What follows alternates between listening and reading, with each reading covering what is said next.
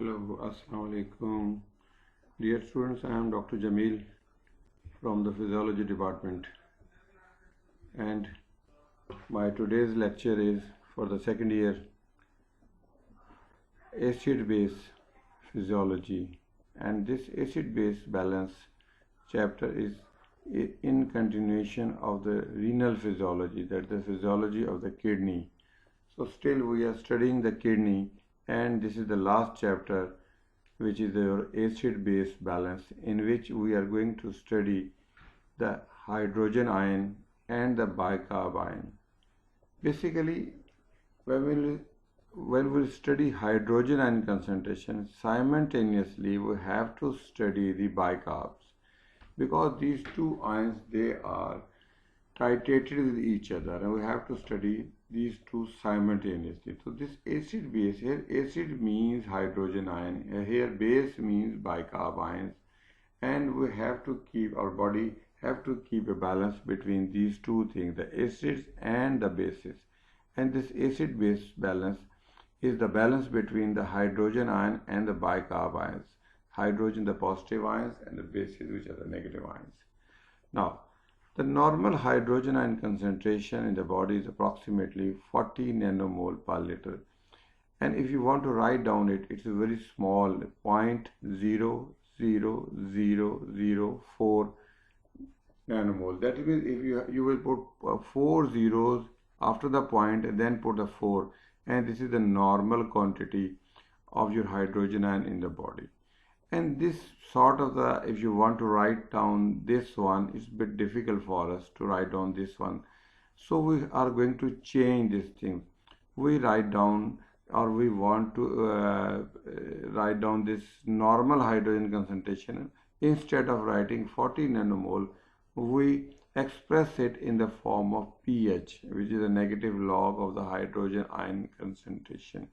And pH is a detail of the pH in your biochemistry. We are not concerned with those things. But at this moment, I would like to explain this very, very important thing, that why this, if you compare this hydrogen ion concentration with the other ion concentration in the body, for example, the potassium ion is approximately 3.5 to 5.5 milliequivalent in your body. If you compare it with the bicarb ions, which is approximately 24 milliequivalent. If you compare it with the sodium, which is approximately 139 to 141 to, so this is a very huge amount of concentration as compared to the hydrogen ion concentration, which is just 0.0004 milliequivalent. It's a very small quantity. And even then, we have to keep this small amount within its limit. If this hydrogen ion make itself more than the limit or becomes out of limits, it's highly dangerous. It is lethal for us. Why it has become lethal? Excess of the hydrogen ion, why it is lethal? Because this hydrogen ion is a nucleus only. It is without proton, without electron. So hydrogen is always trying to complete its outer shell. It needs an electron for it. So whenever it found in hydrogen ion, whenever it's found anything where you can get its electron, it's going to combine with that thing. And in human body, it's very important that it's going to react with your proteins. And all your enzymes and all your coenzymes, they are protein in nature. Whenever this hydrogen ion become excess in your body, it's going to react with your proteins. What will happen? It is going to change their charge distribution, their molecular configuration, and ultimately the protein's dysfunctions. That's why we have to keep this hydrogen ion concentration within a very, very small limit. Very strictly, we have to control this hydrogen ion balance. Otherwise, it is hydrogen ion, if it is more than normal, it becomes lethal for you. It can kill the patient. At the same time, the bases. The bicarb. Actually, in the next chapter, in the next lecture, we will see how these two ions are titrated with each other, how they are going to react with each other to keep the acid or bases within the normal limits. Now, this slide in this slide you can see that which I have told you that normal ion concentration is this one. This is your normal ion concentration. This is normal concentration, and this pH means negative log of the hydrogen ion concentration. But the point to highlight in this slide is because the hydrogen ion is in the denominator, so there is a reciprocal relationship between the hydrogen ion and the pH. Whenever the pH is more or high, it means if the hydrogen ion concentration is more, that means pH is low. If hydrogen ion concentration is low, pH is high. So there is a reciprocal relationship between the hydrogen ion concentration and the pH. Second thing is that if the pH unit changes just by 1 degree, there will be a 10 times change in the hydrogen ion concentration. So only 1 degree change the pH, hydrogen concentration is going to change itself into 10 times. It's a very big change in the concentration of the hydrogen ion concentration. Now let's see what are the different sources of the acid in our diet. Now before this, we must understand very important few terminologies. You must have seen these terminologies in your previous classes, that's FSC. That what is meant by the acid, what is meant by the base. Definitely you know that the acid is which can donate the hydrogen ion, which can give the hydrogen ion. Base, which can accept the hydrogen ion, which can receive an hydrogen ion, is the base. Acid, they are going to donate, they are the giver of the hydrogen ion. Then the next definition is what is meant by the strong acid, what is meant by the weak acid. The strong acid, they are very generous. They are always ready to donate their hydrogen ion very easily. And these acids which are ready to donate their hydrogen ion readily, they are dangerous for our body. They are not good for our body who are ready to donate the hydrogen ion, because when these acids are added in your body, that means strong acid, whenever the strong acids are added in your body, they will cause the spread of hydrogen ion in your body rapidly, and it is highly dangerous for it. As compared to the strong acid which are evergreen, which are ever ready to donate their hydrogen ion, like sulfuric acid, like hydrochloric acid, HCl, we have got another type of the acids which are known the weak acids. Weak acids, they do have hydrogen ion in them, but they are reluctant to give their hydrogen ion. They are not willing to donate their hydrogen ion, although they have the hydrogen ion in them, but they try to keep the hydrogen ion with them. So the weak acids are good for our body because they are not going to spread the hydrogen ion in our bodies. For example, carbonic acid, the weak acid, we will see in detail. Now the different sources.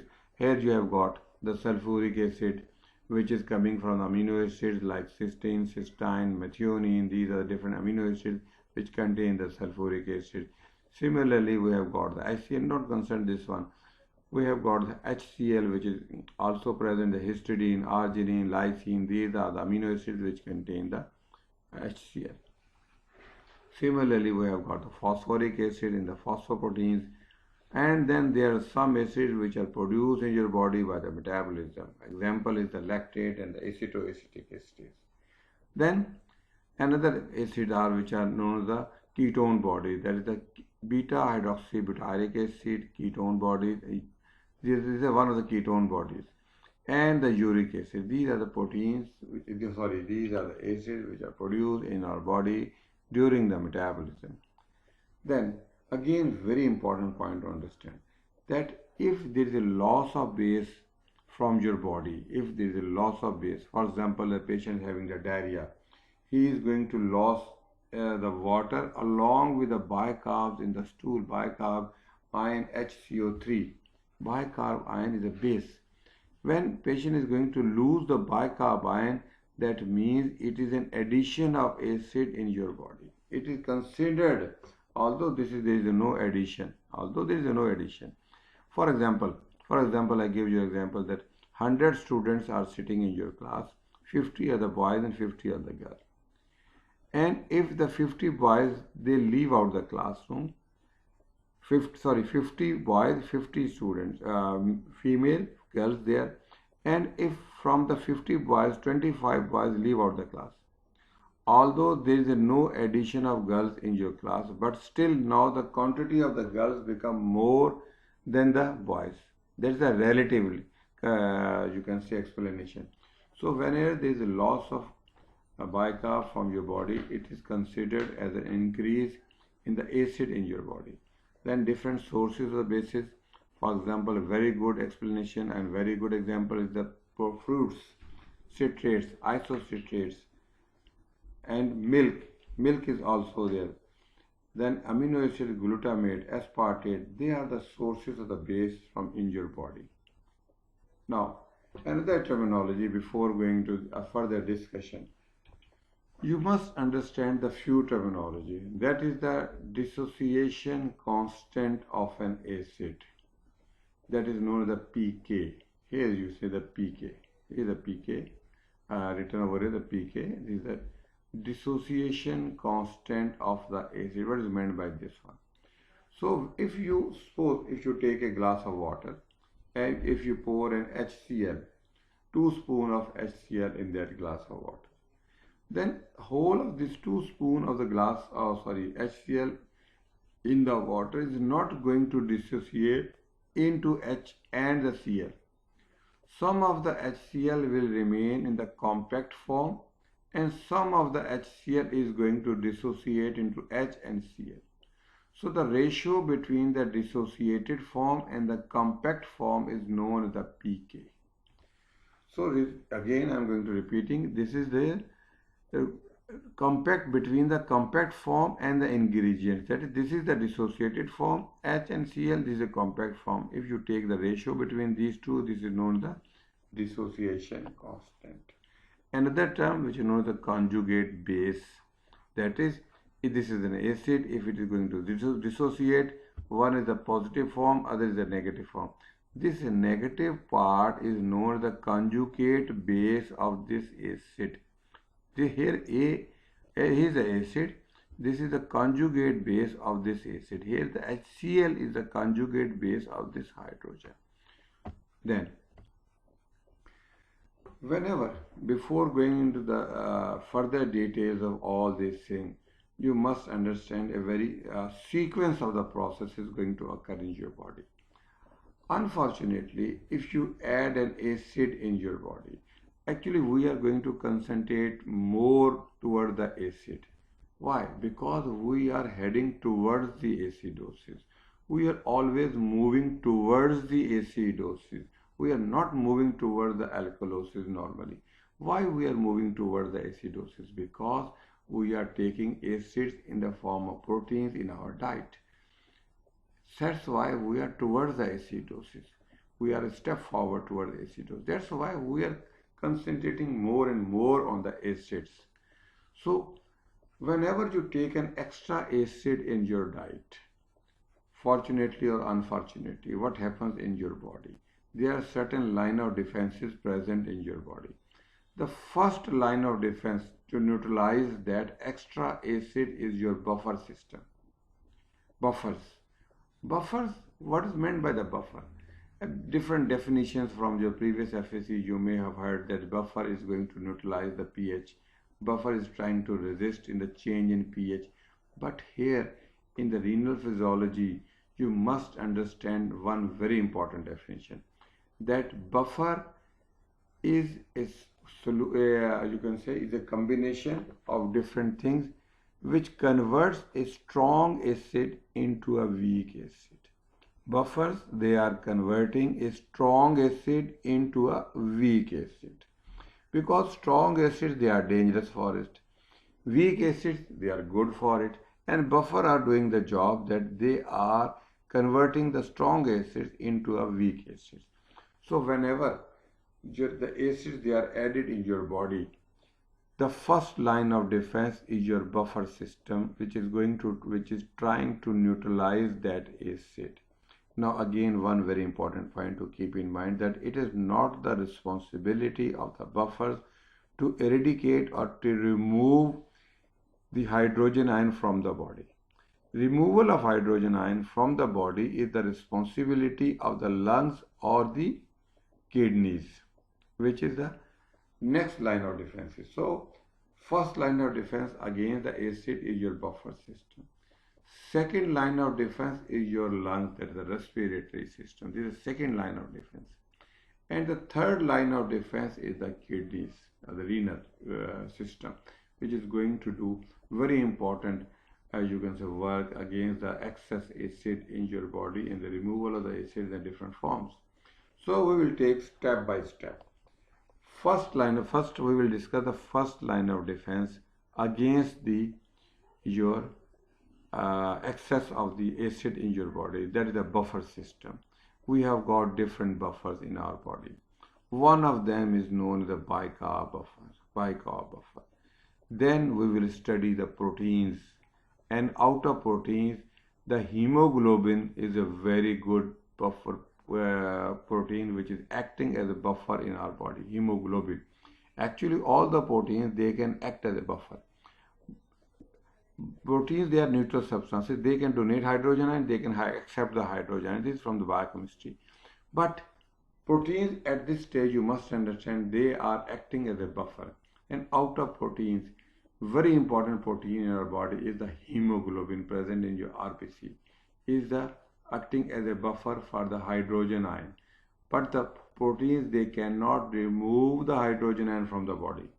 We will see the removal of hydrogen in the body in the next lecture. At this stage, understand what is meant by the buffer system. So first of all, the bicarb buffers, proteins as a buffer. Then we have got the phosphate buffers. Phosphate buffers, they are acting in the renal tubule, the distal convoluted tubule. We will study later on. And then we have got the ammonia buffers. So we have got the different buffers. Bicarb buffers, your proteins as a buffer, outer protein, hemoglobin is very important buffer. And then we have got the phosphate buffers, then we have got the ammonia buffers. In the last, we will see the ammonia buffers. And ammonia buffer, one sentence here, that is a friend in need is a friend indeed. This ammonia buffer. And the last time, this ammonia buffer which is going to save you, and it will keep on working. It will keep on working. So take one by one. Buffer, that is the bicarb buffer. This is the most abundant buffer found in your extracellular fluid. And what are its ingredients? Suppose you take a glass of water. So you take a glass of water, and you put a 2 or 3 spoon of carbonic acid in it, and at the same time you add 2 to 3 spoon of the sodium bicarb, which is a salt of carbonic acid. If you put these two things, carbonic acid, H2CO3, and sodium bicarb, in a glass of water, now this glass of water is a bicarb buffer system. Now you have prepared a bicarb buffer system in your glass of water. Now, how this buffer is going to work against the acid and the bases? You can very easily understand this thing by this equation. So if you add a strong acid which is ready to donate its hydrogen ion, HCl in it. Strong acid examples are HCl and the sulfuric acids. Many other strong acids are there, but we are concerned with these two. HCl, if you have added HCl in that glass of water in which you have already poured these two things, carbonic acid and sodium bicarb. So what will happen? This HCl is going to react with this part of the body, this part of this salt, sodium bicarb. So reaction is going to occur, and this sodium bicarb will be converted into a weak acid, that is the carbonic acid. This weak acid, although it has got the hydrogen, but it will not donate it easily. It can donate it, but it's not easy to take the hydrogen from this one, weak acid. So this is good for us. So we have converted a strong acid through a buffer into a weak acid. At the same time, you will find the sodium chloride is going to form. So if you add a strong acid into a buffer, the bicarb buffer, you will see that strong acid is converted into a weak acid. Then again, if you add a strong base, that is sodium hydroxide, if you use a strong base, if you add it into that glass of water having this sort of the buffer, this sodium hydroxide is going to react with this carbonic acid, and this carbonic acid reaction with this one is going to form sodium bicarb and the water. Sodium bicarb, although it's a base, but it's a weak base. It's a weak base. So in this way you will see that a strong base is converted into a weak base. So this is the main function of the buffers. Now here are the different definitions which are concerned. Buffers try to resist against the change in pH, or they convert a strong acid into a weak acid. Bicarb buffer is composed of carbonic acid and the bicarb. They are 57% of the body in the extracellular fluid and cannot buffer, very important thing, cannot buffer bicarbonate, carbonic acid itself. It cannot buffer itself. Definitely if you add this one, it cannot buffer itself because it's already a part of this buffer system. Can only buffer fixed acid like HCl or the sulfuric acid. Actually, some are the volatile acids which can be changed. Here the fixed acid, they are the HCl and the carbon, sulfuric acid. Then we have got some non-bicarbonate buffers. We have told you different types of the buffer, the phosphate buffer, the plasma proteins, that is the hemoglobin, ammonia buffers. These are also known as, these comes under the heading of the non-bicarb buffers. So the bicarb buffers and the non-bicarb buffers, you can divide into these two groups. And these are found 47% in your body. They can buffer both the fixed and the volatile acids. They can buffer both the fixed acids like HCl, like sulfuric acid, and the other acids also. Now here's a graph. Before going to this graph, understand, I will give you one very important thing. That what are the different advantages and the disadvantages of this bicarb buffer system. This bicarb buffer system has got two very important advantages and two deficiencies, or two problems are attached with this buffer system. What are those two deficiencies? That is pK, which is 6.1. The bicarb buffer's pK is 6.1, is far away from the pH of the system, which is 7.4. Now, one sentence is very important, that whenever the pK of the buffer is close to the pH of the system, the buffer will give its best performance. This is a very important sentence. Here there is a hell of difference between this pK and this pH of the system. pH is 7.4 and pK is 6.1. So this is a problem with this buffer system. Second thing is that the relative composition of its components is different. That is, if we take the carbon dioxide, actually the carbon dioxide is the mother of the acid. It can convert immediately into the hydrogen ion through a process we will see later on, and it can produce hydrogen ion, or if we want to remove the hydrogen ion from the body, it will be, these hydrogen ion will be converted into the carbon dioxide and will be eliminated from the body through lungs, through respiration in the form of the carbon dioxide. But the ratio of these two ingredients, two components, if the carbon dioxide, if we take it as 1, then the bicarb carbonic acid is 20. So this is a very, you can say, good difference between these. This is not a good thing for the body. So these relative components of this buffer system, there is a ratio between the carbon dioxide and the carbonic acid is far apart from each other, and this is 1 into 20.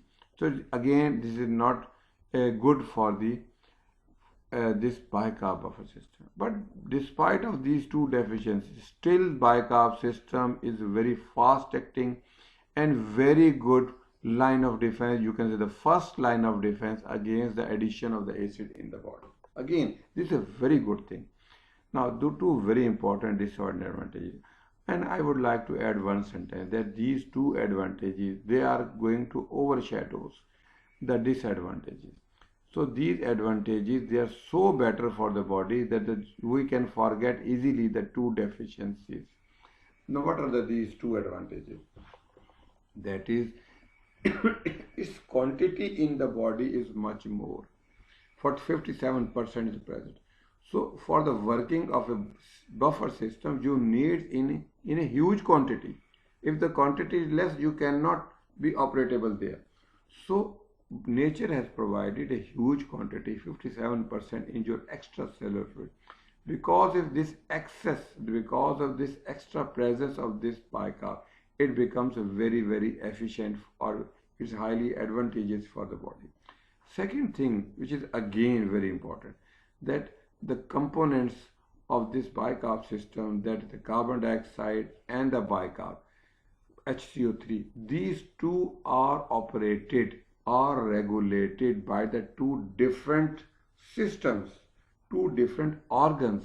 Carbon dioxide is manipulated or operated through lungs, while the bicarb, they are manipulated or operated by the kidneys. So behind this bicarb, nature or God has been provided us, Allah Ta'ala ne, He has provided two systems behind this one, two systems behind it. So the two systems are working behind this bicarb system. That's why this system become very, very important for the body. Now back to this graph. This is a graph which is known as the titration curve. This titration curve means that this titration curve will show that if you add bicarb if you add an acid in the body, or if you add bicarb in your body, what will be the effect on your pH? This is a graph that on this side in the horizontally you will see this is, you see here your pH. So my cursor is going to stop there. Here you can see the pH. You can see horizontally the pH 4, 5, 6, 7 is the pH, and you will see the pK of this pK of this bicarb system, that is approximately 6.1. 6.1. You can easily see that it is just above the. Sorry, just a minute.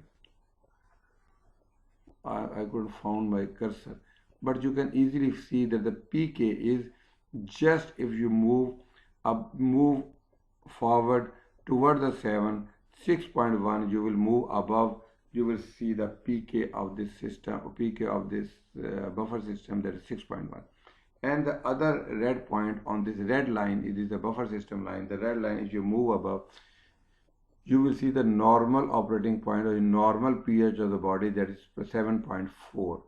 So these 2 points, keep in mind that if there's a pK is 6.1 of the buffer and normal operating point of your body is your pH, that is 7.4, and this buffer system is moving or working in this environment. So on this one side, this is, you can see this is one side. Sorry, just wait a minute. Here, and now I found my cursor. Here's your pK. This pK is your 6.1. Here's your pH, that is 7.4, and this is a titration curve, and this is the bicarb titration curve. And here on this side, if you add the acid is 0 here. If you are adding acid, this is a percentage. If you are adding acid in your body, what will be the effect? And at the same time, if you are adding base, the baseline is from moving below upward. From below here, you cannot see it because of this one 0, and you are 100 here. Here 0 is on the upside. Upside is from here you are moving down. So what are the different effects you will see if you add the acid in your body, if you add the base in your body? Now you will see that the pK of the system, if the acid is 50% acid, and you have got the 50% base, and this is your pK is very close to this one if you add this one. Now here we can read this one. Buffer show maximum buffering power when its pK is equal or new to the P. This is, I have already uttered that equal or near to the pH of the system. This curve shows what will happen if we add acid, carbon dioxide or base bicarb to the system. Now I am again using carbon dioxide. Carbon dioxide, keep in mind this carbon dioxide means hydrogen. Carbon dioxide is the mother of the hydrogen. Whenever the carbon dioxide is present in the system, that means hydrogen is present in the system. When the carbon dioxide is less hydrogen. Carbon dioxide is more hydrogen, more acid. So carbon dioxide means acid. And the base means bicarb. Base means bicarb. We'll see later on these things. Now, in the next slide, we'll see something. Now, keep the number 1 point. This number 1 point. If acid and base are 50-50, then pK is equal to pH. Then pK is equal to the pH. How it is going to occur in the pH is equal to pH to the pK. Now pH is equal to pK plus log of this one bicarb over carbon dioxide. This is 50-50, so 50 we add the 50-50 is equal to 1 and the log of the 1 is 0. So the pH is equal to the pK. So if, again back to this one, if the pK, if this acid or bases, they are equal in ratio, that 50% acid is 50% base is present and 50% acid is present, then the pH, this is the pH, this is the pH and this is the pK, they are equal to each other. This graph is showing that if these two things are equal, then they are very close to each other. 6.1 and 6, the only difference very small, we nearly equal to each other. This graph is showing one very important thing. Second thing, if you add the base, that is sodium hydroxide, if you add a strong base, we have seen this equation before. If you add strong base, what will happen? This strong base, sodium hydroxide, is going to react with the carbonic acid, and carbonic acid is going to form the sodium bicarb. It is a weak acid, weak base, and the water. Now what will happen? When the reaction will move in this direction, when the reaction will move in this direction, what will happen? This carbonic acid is going to decrease in your body, because this carbonic acid is going to convert into the sodium bicarb. So more carbonic acid will have to join the system and it will come from the carbon dioxide. So the carbon dioxide will ultimately decrease in your body. That means if you add and base in your system, if you add the base in your system, ultimately what will happen? This sodium bicarb will increase and there will be increase in pH. Increase in pH means decrease in the hydrogen ion, and decrease in hydrogen ion is because of the decrease in the carbon dioxide. So this equation will show you that if you add, as you go on adding base in the system, ultimately the pH is going to increase.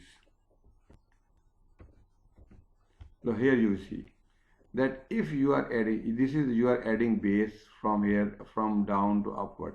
Suppose if you are add the base from 50 to 75, you are adding the base, at the same time you see that your pH is increasing. Your pH is increasing from 6 to 6.5 approximately. So your pH is increasing, and pH increase means decrease in the acid. So same thing is seen over here. Just wait a minute. Here you will see again. So when you add sodium bicarb, this will cause increase. So when you add strong acid, sodium hydroxide, it will increase the sodium bicarb, it will increase the pH of the system. At the same time, the carbon dioxide is going to decrease in your body. Again, this graph is showing very important another thing, that if you add the acid in the system, HCl, again this equation you have seen earlier, if you add HCl, this HCl is going to compound sodium bicarb, is going to form the carbonic acid and its formation of sodium chloride. So what will happen? It will cause that when this carbonic acid is going to form, that is reaction is moving, follow my cursor, reaction is moving in this direction, So what will happen? There will be a decrease in the bicarb. There will be a decrease in the bicarb. So when the bicarb is decreased, there will be a bicarb is decreased. What will happen? There will be decrease in the pH and increase in the acid. That is, this is going to increase. Carbonic acid is going to increase, so there is increase in the acid, or we can say the carbon dioxide is going to increase in your body. Let's move to again to this graph again. Here you see that you are adding acid in the body. You are adding HCl in the body. So suppose you have added from this quantity 50 to 75. If you have added the acid, that is at the 50, your pH was approximately 6, and at the 75, your pH is just decreased to be 5, approximately 5. So whenever you add an acid in your body, your pH is going to decrease. This is shown by this graph. These are the facts which are shown by this graph. Now another thing is that this buffer system is most effective in the center. Again, back to the graph. It's most effective in the center. Why is most effective in the center? Because pH of the system, pK is close to the pH. pK is close to pH, that's why it's very effective. But this is not the normal picture. This is not the normal picture. Normally, this buffer system has to work at this pH, and we usually call it as a disadvantage for the body. So this was all about the bicarb buffer system and just an introduction to the acid-base physiology. In the next lecture, we will discuss the rest of the thing. We are going to discuss the next line of defense, that is the respiratory system, how it is going to eliminate or how it is going to remove the hydrogen ion from the body. Again, I am repeating that it is not the responsibility of the buffer to remove the hydrogen ion from the body. They are just going to camouflage the hydrogen ion. Hydrogen ion, they are still in your body, they are still dangerous, but they cannot do anything. They cannot, because they are bound, they are converted into a weak acid, and weak acid grab them with itself, so it is not going to release these hydrogen ions. In the next lecture, we will see how the hydrogen ions are eliminated from your body.